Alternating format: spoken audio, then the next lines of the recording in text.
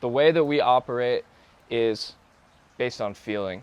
And I truly believe, and the guys truly believe too, that if you're thinking about how you want to feel before you do the act, it's gonna happen. This is Quarters of Change, a group of 4 friends who first came together in high school to cover iconic rock music. Just only after 1 year of making music, Ben, Attila, and Jasper signed a record deal with 300 Entertainment. As they look to release their second studio album, the boys head onto their fall headline tour. Before they get on the road, we had a chance to spend the day with them at their Brooklyn studio to dive deeper into their creative process, evolution as individual musicians, and plans for the future.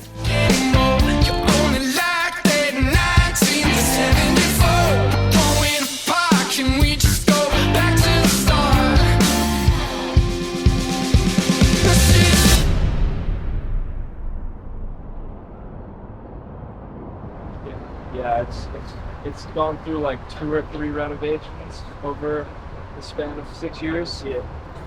It's kind of a mess right now. Alright, we found each other before music was a part of our relationship. Was it a part of your lives individually? Yeah, definitely. It was all a part of our lives, but it came together in a way where we were already all friends and like hung out in situations and like understood each other in a way that made music like a cherry on top almost.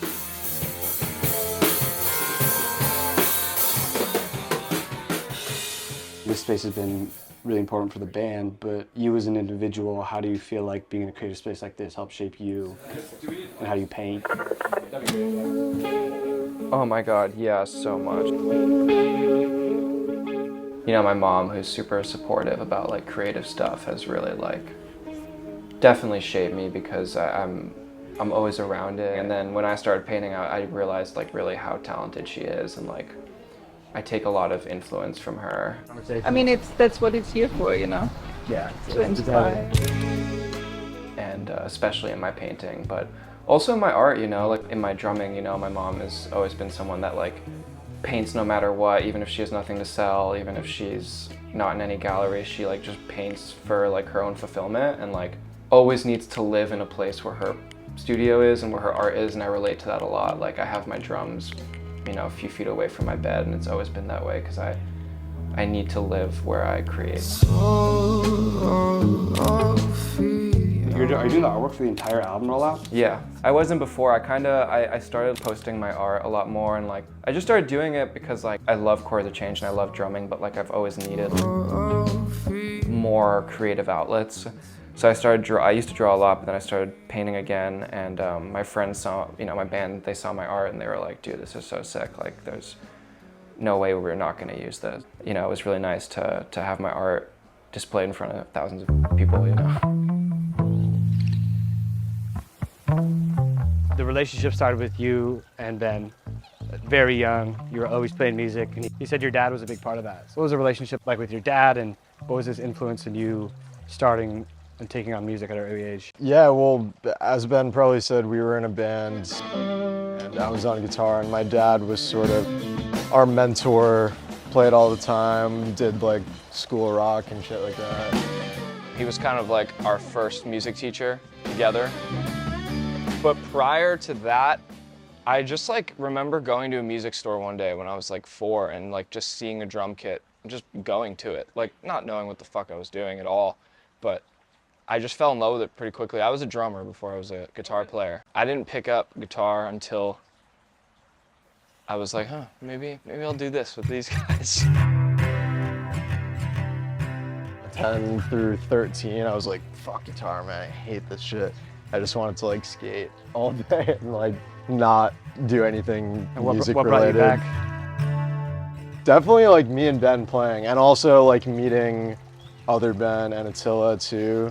That sort of got me back into it, and then I don't know, I started listening to like Jimi Hendrix and shit, and so that sort of like got me back on track, and then it was, the rest is history. Let's live what I needed for the thrill of the game. You guys are friends, you're close, you grow up together, you play music together, there's that trust, the creative flow. You know, you guys work together as a band, but two guitarists, that's a different dynamic, right? Yeah. You're working together in a way that you and Attila are not. Yes. And the way you and Ben are not. All things considered, how long you guys have known each other, how long you've been playing together. Talk about that dynamic of being able to non-verbally just know what's going on. Between recording, writing, and playing live, it's so different. You know, especially now, recording this album, for example, there were a lot of times in the studio where Jasper and I weren't playing guitar at the same time. Like, you know, one of us was picking up the bass because we play bass on all the songs. So in recording, it's very much like up to chance and what's most efficient.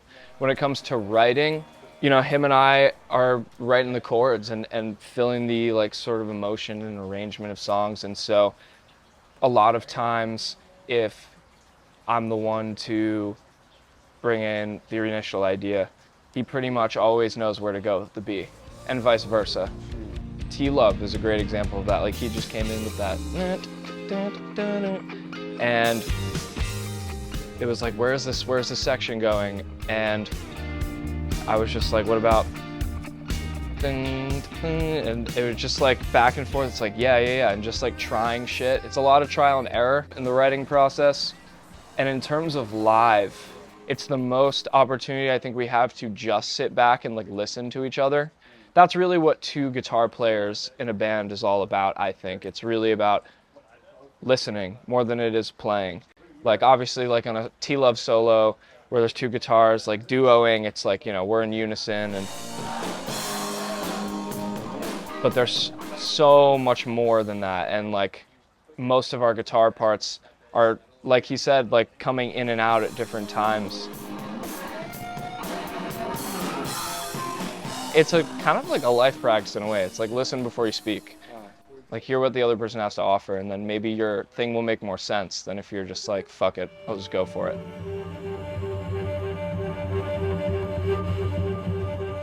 I would never have done music as like a solo act if I couldn't look around on stage, or like look around when we're like accomplishing something or getting recognized for something, like, and see them like there with me. Like, I probably wouldn't do it.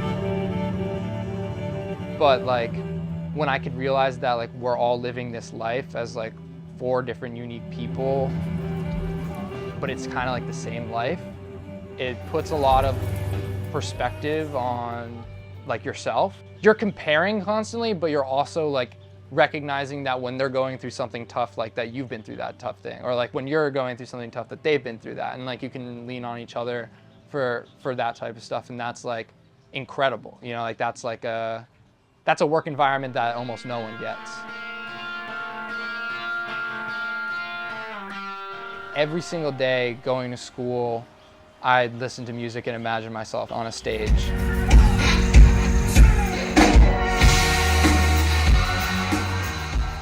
My birth father was a musician, and he died when I was 3, so my only connection to him was through his music, and I've always recognized the importance of music and the importance of storytelling and song in somebody's life. Recognizing the real value that that gave me as a kid growing up. People don't think of it as like a commodity or like a real like object or a thing, but to me it's like, it's totally, it's like gold, you know? Like when you get a beautiful song, when you get something like that, like, not often do you want to listen to something repeated, you know?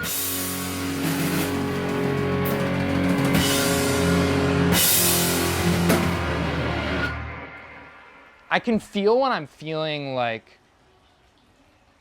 I want to write. There's a lot of times when I don't feel like I want to write. And there's a lot of times where I feel like even if I wanted to and I sat down, like, it's going to be ass. It's going to be trash. But yeah, just getting down, sitting down and writing. Yeah. What's a favorite song you've ever written? I think that Blue Copper might be the best song. Yeah, and our friend Amius, who does like all like the videos and photos for us and stuff, comes on tour. He worked at this like coffee shop. I would go there like every day, order coffee. Like he'd just give me a coffee and I'd sit in the corner and I'd write on napkins, and I'd like listen to the tracks and just like write on napkins. Not to be like edgy or cool, but it just seemed like I had nothing else to do, and like it was, you know, it seemed like fun.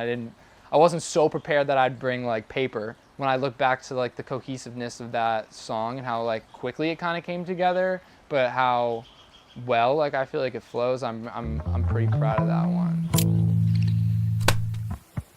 How did getting signed to a label, if at all, how did that change the way you record and produce songs and write songs?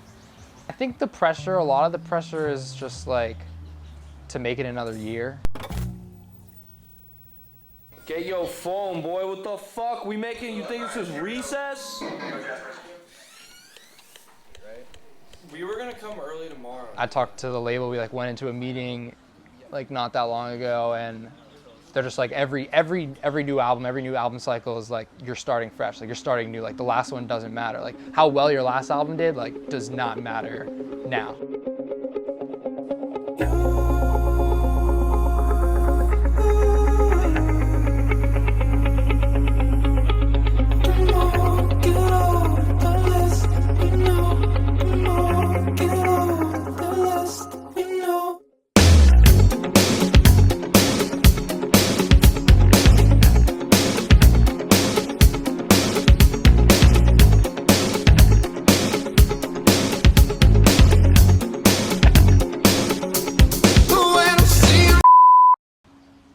I think create more just means like experiment more and like don't make the same thing twice, or at least like try not to make the same thing twice. I think we live in a world where you're either creating or disintegrating. It's like if you are thinking positively about where you want to go and what you're grateful for now, you're going to be in a state to create. If you're not, you're going to be ruminating in the things that you can't control and the things that upset you and the things you can't do, and you're going to disintegrate what you have now.